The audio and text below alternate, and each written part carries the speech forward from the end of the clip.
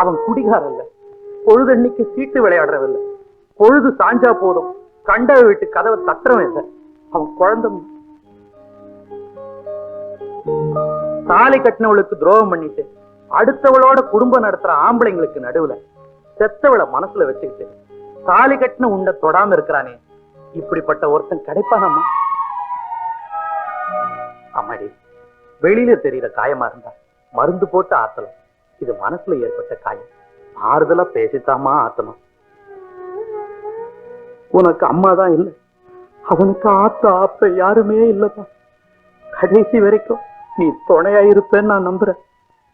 கவலைப்படாதீங்க மாமா, கடைசி வரைக்கும் நான் துணையா இருப்பேன்.